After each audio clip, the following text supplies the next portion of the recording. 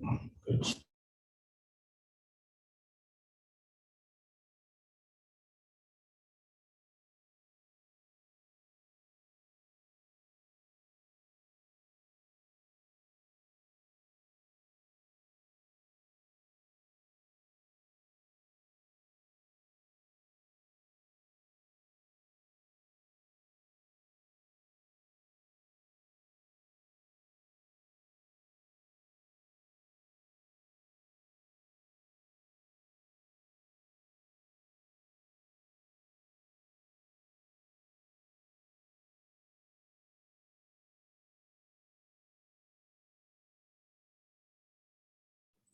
Hey, Don, Yes.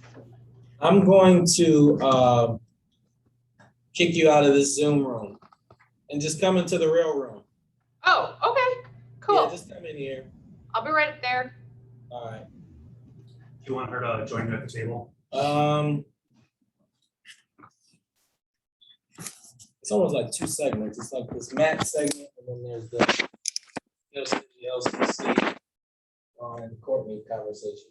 But I really want to dig into your story about how you got exposed to this industry, what your career was like in this industry, what is this industry? People are coming to this space not knowing what the heck, so really starting from scratch in terms of understanding. Can we start with that here? Yeah, that's what we're starting with. Sure. And then we'll go on to, again, the kind of, here's the, no.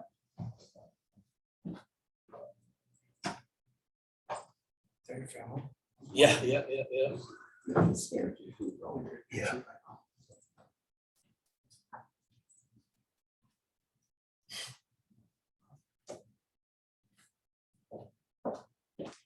It's Dawn. Does she do the skill cities? She's our economic development. Just a little This bit. way?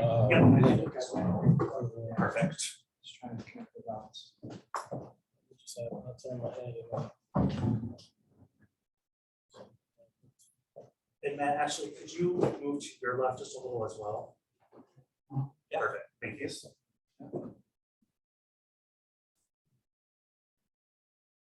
All right.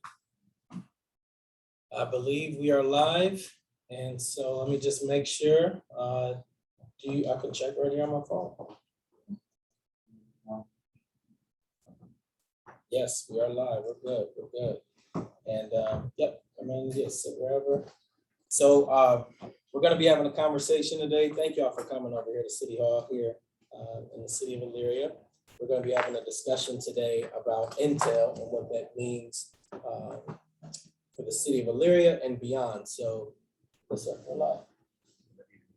Oh, you don't need to be on the Zoom. Okay. So why don't you, let's go do a round of introductions and then we'll go ahead and get started with the conversation. We'll start with you, Dawn. So I'm Dawn Calvert. I'm Director of Economic Transformation and Business Services here at the City of Elyria. I'm Courtney Tenover. I'm a program developer with Lorain County Community College. I work with our microelectronics program.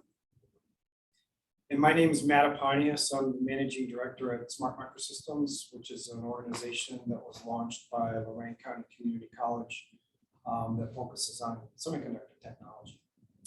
So one of the inspirations for this conversation was when you came and spoke to our Rotary group about this announcement and what it could mean for our region. And I was really compelled about your story about how you got into this space as an entrepreneur who was recruited over to the college. And so could you talk a little bit about your journey in this space? And then we'll talk a little bit about like, what is this chip stuff? What are we even talking about? But talk a little bit about yourself first. So this is a great starting point because when I got into this business, the only way you could actually develop the skill set is by taking a job at a place like Intel, or there's other people that make chips out there, but they basically train and hire everybody on the job, at the job. And that's also when you find out if you're even capable of doing it, interested in doing it, and all those other things that come with a career choice. So I ended up working at a company in Cleveland called Advanced Micro Machines. And it was a spin out from Case Western Reserve University. And that company was, before my time, acquired by BF Goodrich. And BF Goodrich, their aerospace division located in Minnesota, was acquired this fancy, glitzy technology company that was developed by a researcher at Case Western Reserve University. And they were really motivated to both develop and build tiny technology for aerospace, airplanes.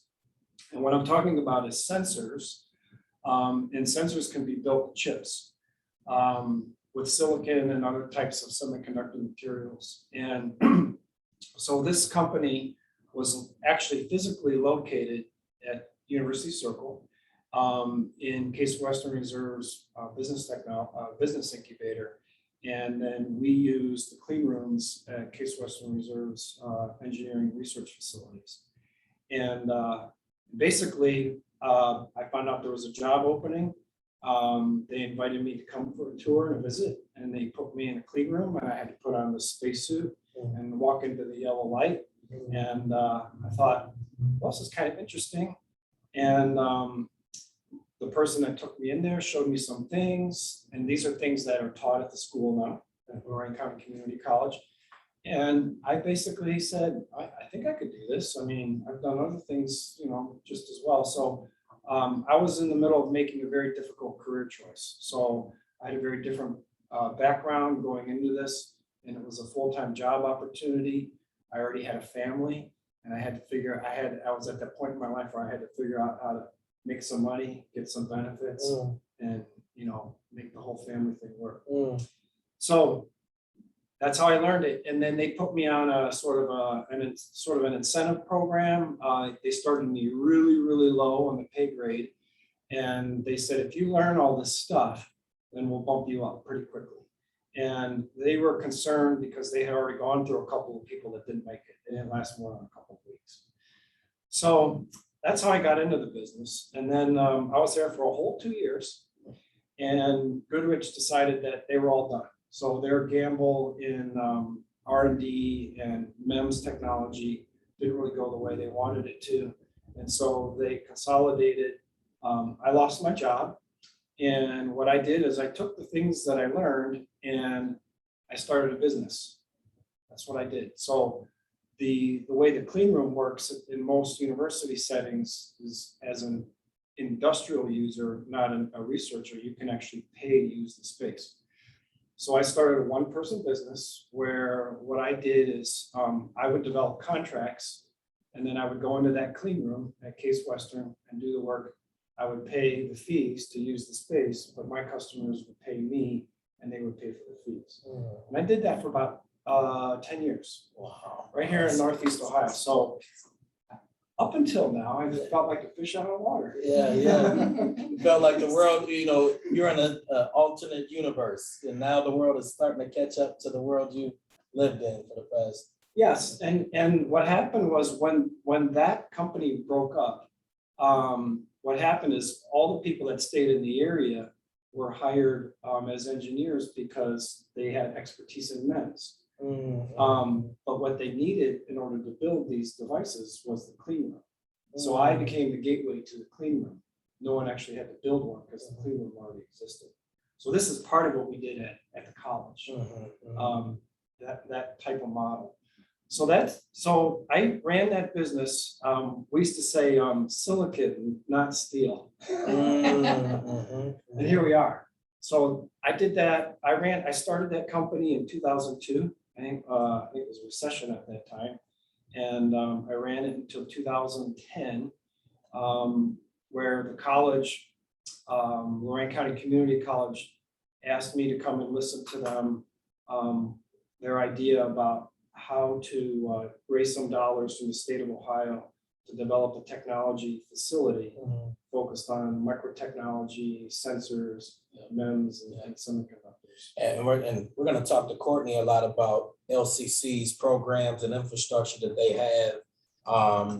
And if you're just joining, this conversation today is what the Intel decision means for Elyria. And so when I first heard of the Intel announcement, I was super proud that It actually was birthed out of a council person in Lorraine sending a flyer out, sending an email out, and just somewhat getting lucky with the response. Because I think that's how I operate. I'm often just trying to sell the city. I'm sending emails to folks, hey, consider Elyria, consider Elyria. So to hear that something big like that could happen from one of those emails was pretty inspiring. But you know, throughout the pandemic, we saw without how many things were run on chips. You know, we saw when you were, whether you're going to Home Depot or Lowe's or going to the local car dealership, everything was, hey, it'll be there in 6 months. You'll get into, hey, you're shopping for a year from now because of the shortage of chips. So, you know, talk to us a little bit about, you know, how important it is and how big of a scale, when we talk about chip manufacturing, how big of a scale are we talking about? Okay, so chip manufacturing, we all know what chips are now because of the chip shortage. So if it wasn't for the chip shortage, you know, it's something that some of us we live and breathe every day, but now we all know about chips. And so the thing about the chip industry is, okay, so let me talk about the shortage real quick. The shortage isn't because of COVID. The shortage is because of the proliferation of the applications that are out there. And those applications and opportunities keep growing. So the chip industry has been booming, and they're predicting booming years to come. And this Intel coming to Ohio is part of that. So it's a fast-paced industry. It's huge capital investments, and it's all about making things smaller so that you can get more stuff in less space. So it's the ultimate game of miniaturization. So the chips are built on wafers, and the wafers, they try to make them bigger and bigger and bigger every few years, and then the transistors, they try to make them smaller and smaller and smaller. So the reason the Intel investment is important is because they're one of the 3 biggest players in the world in this industry based on the technology that they have. The other 2 players are TSMC, they're in Taiwan, and the third one is Samsung, and that's a South Korean company. So those are the big boys, and in order to be one of the big boys, so to speak, you got to have really small transistors. And so what Intel is doing right now is they want to build a state-of-the-art transistor factory in Ohio. And these aren't trivial factories. I mean, the initial factory is $20 billion. You're going to need 2,000 people to run it. And it's a huge opportunity, I think, for the state of Ohio, yes, but I think for the region in general. Yeah. You know,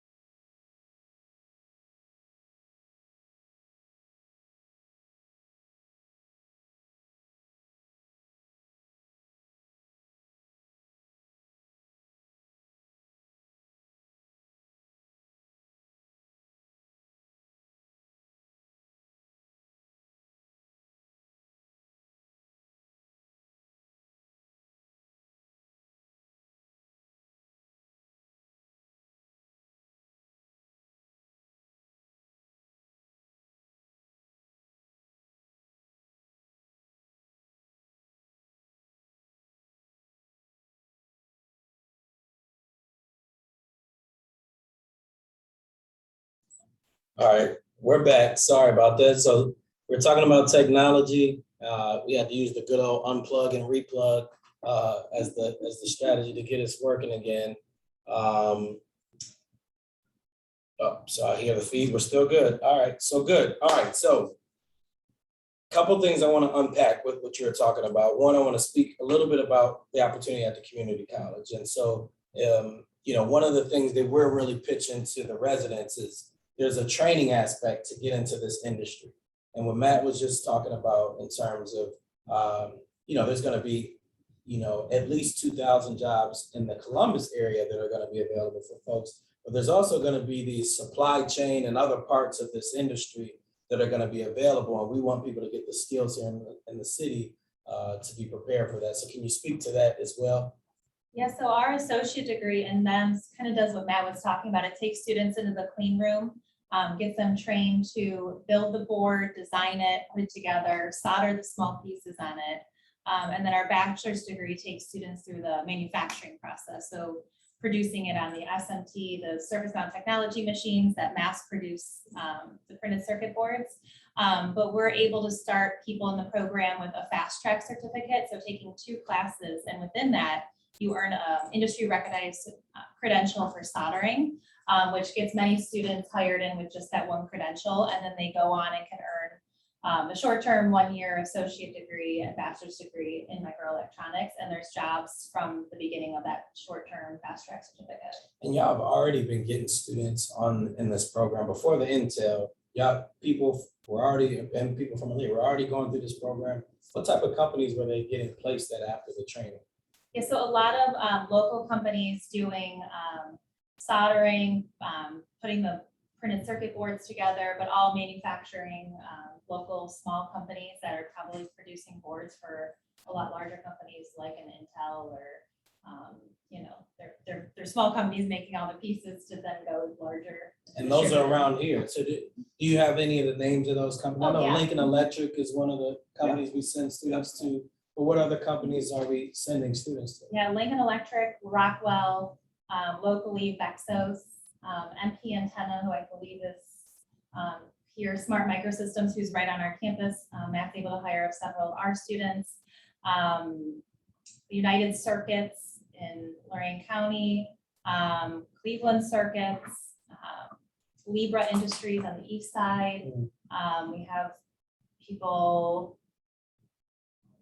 No, that's But yeah, awesome. I mean, There's a lot. There's a we lot have of about opportunity. 80 employer Oh, partners. wow, And wow. so some are able to hire 20 students, some can hire 1 student. Mhm. And they're all really flexible with student schedules because they know that they're trying to earn a degree and support family. Yep. What's nice is they have choices. Mhm. There's choices. So depending on, I think, correct me if I'm wrong, but you can get some of your hours done at one place and you can get some of your hours done at another place. So for instance, sometimes we'll bring an intern in from the program at Smart Microsystems and they'll do part of their requirement because the work is part of the requirement. We call it learning, right? Or work-based learning. So you have to have an intern experience in order to graduate. And that was in the beginning when we started the curriculum, it was a little bit tricky because the faculty were worried that there wouldn't be employers. And then they would get through the program, but not get the degree because they wouldn't have the work experience. Yeah, and I think that's even the students' concerns often as well. In the big grand scheme of things, a lot of people are concerned that a lot of young people in particular, that they're going to school for degrees that don't really have a job at the end of it. This was a very tricky thing to navigate because when we first got started, the semiconductor areas in North America are Silicon Valley, so San Francisco, Boston, Massachusetts, Austin, Texas, they're all over the place, but not here. So this was a very legitimate concern coming from both students and faculty, but quite the opposite has happened. So there's 80 some employers that are asking for these students. Courtney and the faculty can't produce enough students. And the employment rate upon graduation is 100%. You said the employment rate is 100% upon graduation In this for field. this program. Yes. It's a big deal. That's a big deal. I think, part of me is trying not to oversell this opportunity. But to me, this, in my mind, and you can correct me if I'm wrong, in my mind, your comment earlier about silicon, not steel, this is the new steel. This is where, when we heard stories about our parents getting dropped off in the middle of the rain and being able to just get a job and pay enough to put their kids in college, to buy a home, to get good paying jobs long term. When I think about what this chip manufacturing means, in my mind, this is a game changer. If we can capitalize off this as a city, as a state, as a country, that this is those sort of, good paying jobs that are gonna be here. I totally agree. It's a game changer.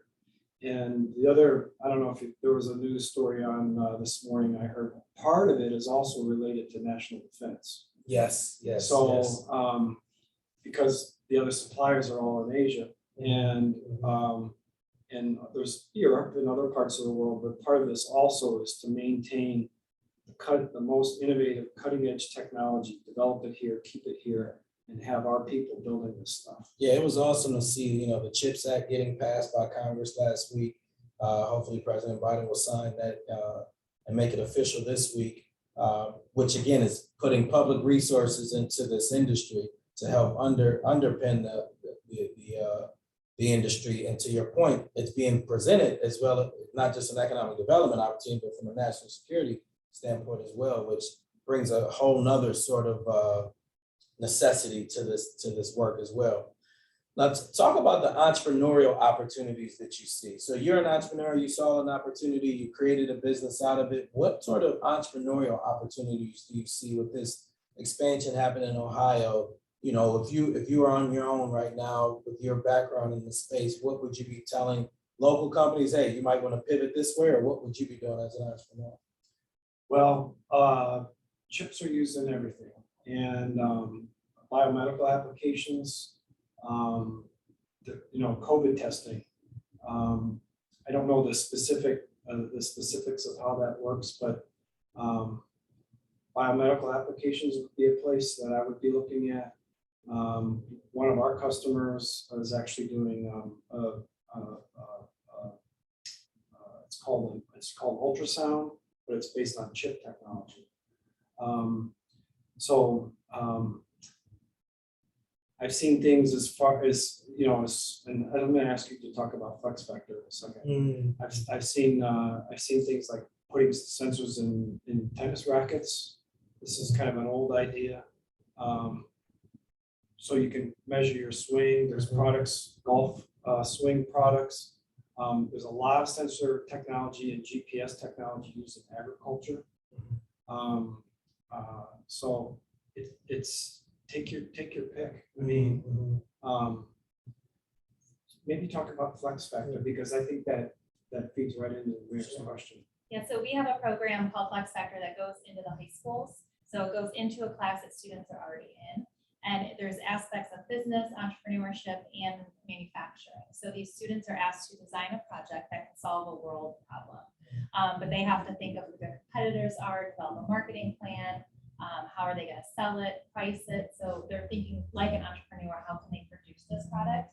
But then they also have the opportunity to come into our labs and learn about microelectronics so they can build a real prototype of what could actually work.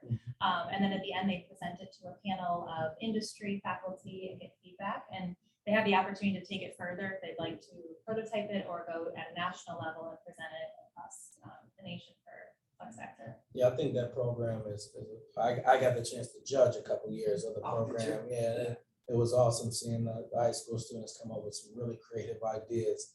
And I think, that it's awesome to see that sort of innovative thinking happening.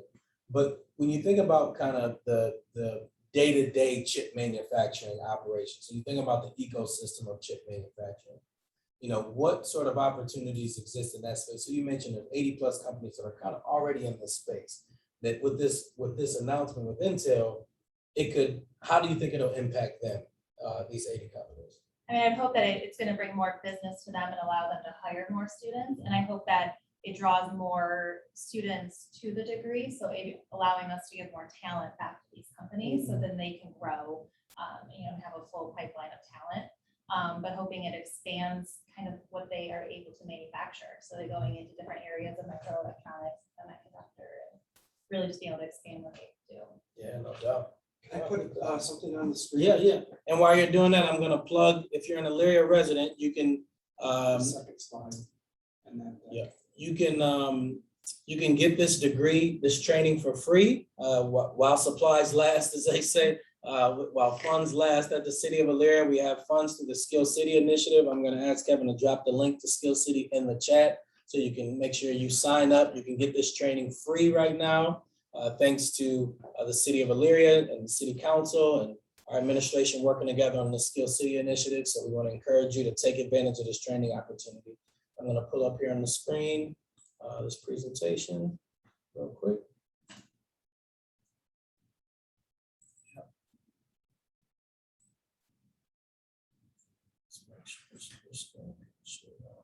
Sorry, we lost our camera last time. It says you're sharing. Okay. Yep, did you're on there? Yeah, you wanna do the full screen? Sure. Yeah, we've got this. Yeah, just, that's good. So you're asking about the ecosystem. Yeah. So this is a very simple representation of the supply chain in order to make chips and to make electronics. So at the upper left, what you have there is a silicon wafer. So that is the manufacturing platform that people like Intel use to make chips. And what happens here is you have this chip there, and you see those little squares on that wafer. Each one of those squares is a chip. And so you make this these chips on this wafer platform, and then what happens is those chips get cut into little pieces and they get assembled into what you see in the second picture right underneath there.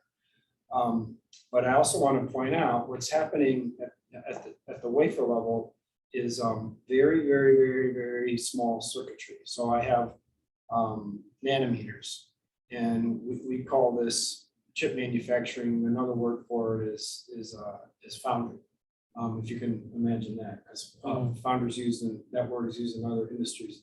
But the business of making chips is called the foundry business. So, and you're making things that have dimensions in the nanometer range. The problem with making really small things is you have to figure out a way to attach it to, say, a printed circuit board like you see at the bottom there. So there's a number of steps that happen between the chip and the printed circuit board. So that second step is called packaging. So real quick, so I've gone to the college and seen students putting things onto the motherboard, the circuit board down here. And I can hear someone right now saying, this is too complicated for me. This isn't for me. This requires me to be an engineer or a scientist to be able to do this. You know, Courtney or Matt, what would y'all say to the first person who's watching and saying, oh, that sounds great for them out there?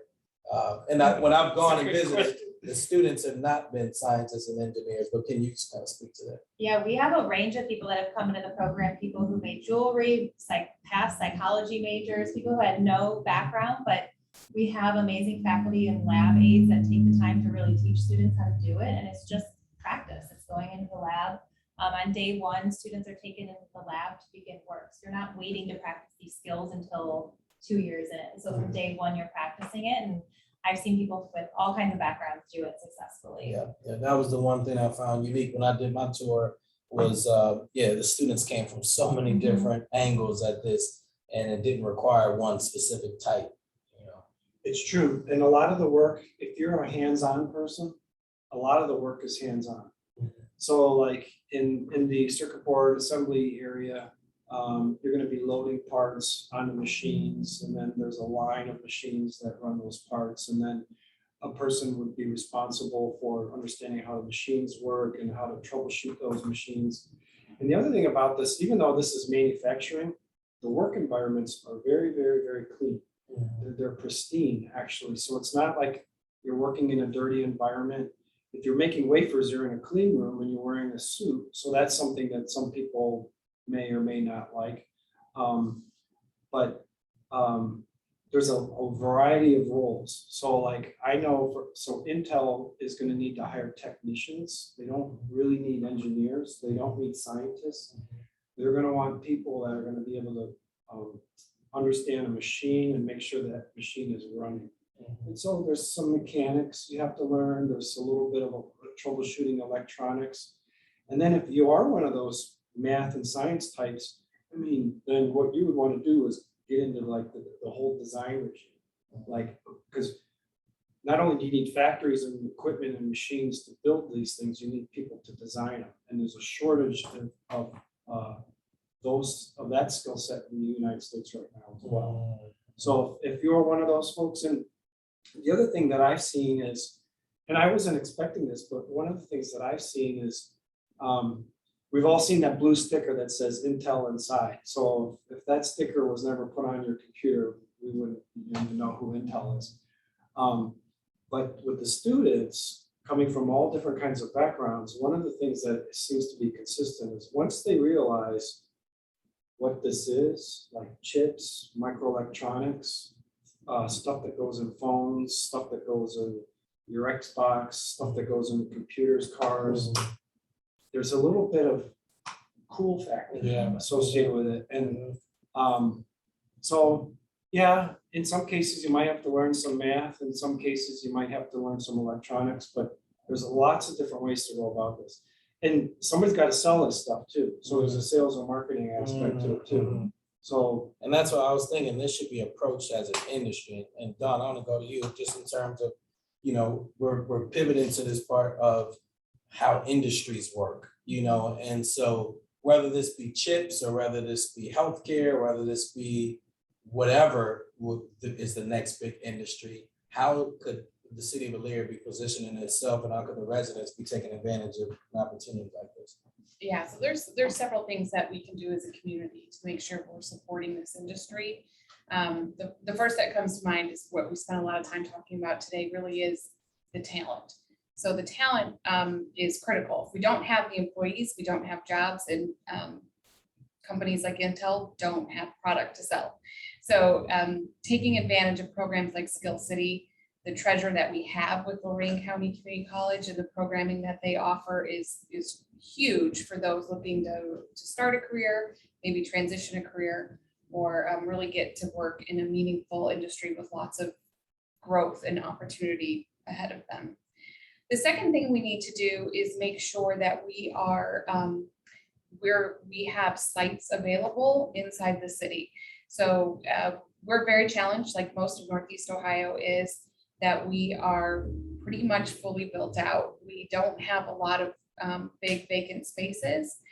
We have old buildings, so we're doing everything we can here inside the city to make sure that we are encouraging investment to make sure those facilities are up to par, so that when somebody is looking, whether it be, you know, something directly related to Intel or further down the supply chain, that we have places for them to go here in the city of Elyria, and that they feel welcome to do business here.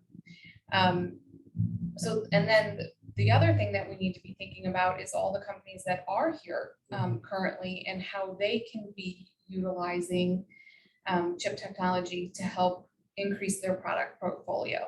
So most of innovation happens in increments, not giant, overwhelming innovations that happen overnight. But if you think about what a washing machine looked like 20 years ago compared to what it looks like today, and all the sensors and technology that's in there, and being able to talk to your smartphone, there is a tremendous amount of growth and innovation happening in products that we already know, we already have, that makes them better and that makes lives better. So making sure that our local companies here have access to that technology, or you know, somebody they can reach out the phone and say, hey, well, how can I learn more about that, and having that network and that connectivity here in the region to support that. So one of the questions I have in terms of the current companies in the city of Elyria, if I'm being realistic or not, about the opportunity to pivot into this space. And again, that's why I keep going back to you as an entrepreneur of like, if you are inside one of these small manufacturing shops that have 30, 40, 50 people, 20 people in it, is there an opportunity with this industry coming to Ohio to say, all right, let's try a new line of work here and pick up some business? Or is it too big of a lift to try to make that sort of pivot? I think my opinion is we have to just keep our eye on the ball. Mhm. So one of the reasons Silicon Valley is such an economic hotspot across the entire globe is because of the innovation that happened there. And when you have innovation, then that attracts both people that like students, employees, but it also attracts top management. Mhm. And so, and then once you have like this momentum, this economic momentum, it doesn't go away. And I would attribute that to the chip industry, actually. And so Intel then bought a bunch of desert in Phoenix, Arizona years ago. It was dirt cheap, so they bought a bunch of desert. Phoenix, Arizona, I think is one of the most expensive places to live in the US right now. So will we all go and get a job at Intel? Not necessarily, but there's going to be all these other things that are going to come into play. And so now Intel's going to build this factory near Columbus. I believe, they're going to hire from Ohio. They already have the word out on the street that we need people, and they need techs. They don't need engineers. Yeah. They need people with 2-year degrees. I need Lorraine County Community College. Right, Yeah. right.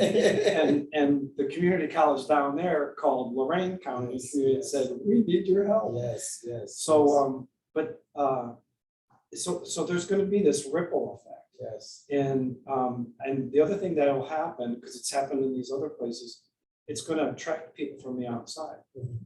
So one of the problems that we've always had in Ohio in semiconductors is if you come here and work for a semiconductor company, if you lose your job, where do you take your skill set? You can't go across the street. Mm. So, but if you had that in Silicon Valley, I've heard this joke. You change your job through your career many times, but the commute stays the same. Yeah, yeah. Right? And that's why when I think about the old steel mill stories, that was the story. You quit a job over here, you walked across the street and you worked there, and then you quit and worked, and then you found the one and you were there for 20 plus years. So what will happen is there's going to be both the people here in Ohio developing these skills. They're going to bring in people from the outside. The equipment suppliers are also feverishly looking for technicians because they're going to have to install billions of dollars of equipment, and that stuff, even though you pay $1 billion for the machine, it's always breaking. So you need someone on site to make sure, because it's all about, you can't have downtime. Mhm. So when those people decide that, Intel's not part of their career path anymore, they're going to go off and do something, start a business, work for another company. And so you'll have, this is what will happen. It's going to create this churn, and that churn is going to create this ripple effect across the state. And I think for us, we just need to pay attention to that, because that's where the opportunities will come. There's going to be money that flows with it. The CHIPS Act is $52 billion. I roll my eyes a little bit because, everyone's scratching their head like, how do I get a little bit of that change? You know what I mean? But it's gonna flow back to us through economic benefit. That's my opinion. So I don't have a quick answer. No, that's a good answer. That's a good answer. Courtney, I wanted to talk a little bit about the earn and learn aspect of this. Again, if you're an Elyria resident through the Skill City Initiative, you can go through this training free while the funding's there. Sign up. We're going to make sure the link to the Skill City program is on the comments on our webpage, so you can easily access it. We want you to take advantage of this training opportunity for free while we have it. But Courtney, can you speak to the earn and learn? Because that's one thing that was unique about this program is like I saw students were working in some of these spaces at the same time they were learning. So can you talk a little bit about that? Yeah, so we've done work to embed the earn and learn into the MEMS degree. So what that is that by the second or third semester, students begin working with an employer that we've kind of helped engage and help connect the student with the employer. And so we schedule all of the MEMS classes to fall on Tuesdays and Thursdays. So allow students to work Monday, Wednesday, Fridays. So this is good for the students. They're not driving to school and then work all in the same day, but it also gives employers, 24 hours a week of students on 3 full days. And so we've also designed the classes to give some of these technical classes up front for the students. So by the first or second semester, they have those skills and they're ready to go into work. And a lot of all of this is designed with employers. So to your point, what you said before about not waiting to the end to realize it doesn't get you anywhere. Employers are at the table from day one, and we're frequently engaging with them to ensure that we're giving students the skills they need to be successful. And so then the goal is for these students, they have to complete 300 hours of work-based learning, so 2 academic credits that are built into the degree. But typically students work more than that once they found an employer. And the goal is for them to then graduate with their associate's degree and go into a full-time job. Most of our students go into that full-time job and then continue the bachelor's degree. And we've designed those classes to be in the evening to support students working full-time. Nice, nice. And the college also offers the bachelor program, right? It's one of the few community colleges that offers a bachelor's program in this. So no, that's exciting stuff. Again, we want residents to sign up for this Skill City, take advantage of the opportunity. Courtney, am I overselling this in terms of how big of an opportunity this is? I mean, you two are on the front lines, you're on the educational front line of this thing. You're interacting with these employers, you know what's going on. Is this really that big of an opportunity, or just like? No, it's big. I mean, there's jobs in this field. When we asked students early on, why are you coming here, before people really knew what it was, they're like, there's jobs in the field. And there's opportunity to advance and learn more skills and move up. So, there's just job opportunities for students, and there's skills they can take with them. They need to go to a different company or if they're moving. And so we're here as a college to support them. So I think that's part of it too, is with faculty and myself helping place them with employers is a big, part of the programs.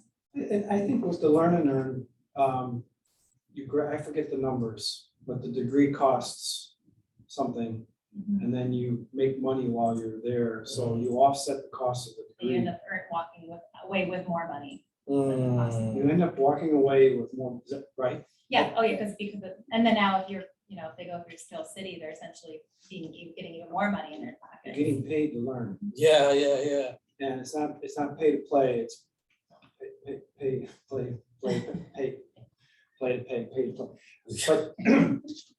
But I guess there's nothing to lose, is my point.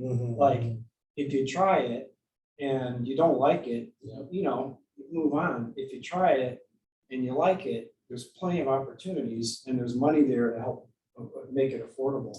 Yeah, and Courtney, you want to talk a little bit about this information session you're having?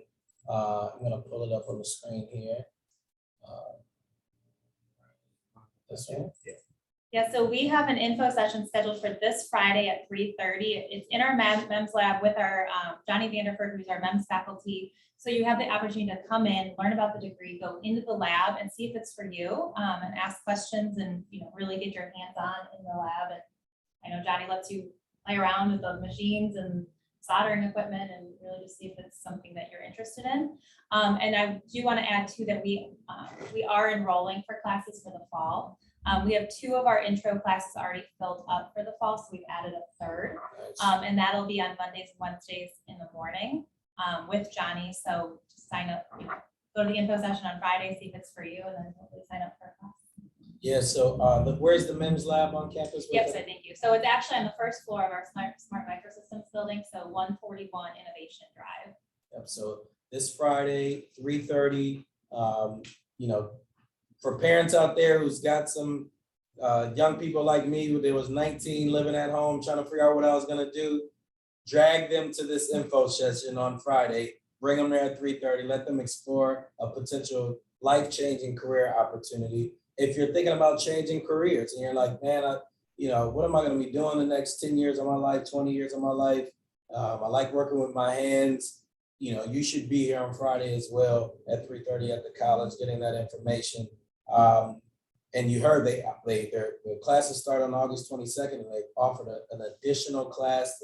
So there's an opportunity that's quickly filling up, so definitely take advantage of the opportunity that's there. And then, are there any other type of students that we might need to make sure they don't feel like this isn't for them? Is there someone we're leaving out that we haven't talked about that should really be considering this sort of thing? You got the recent high school graduate that just may not know what direction to go. This is a great opportunity, recent grad period. past couple of years.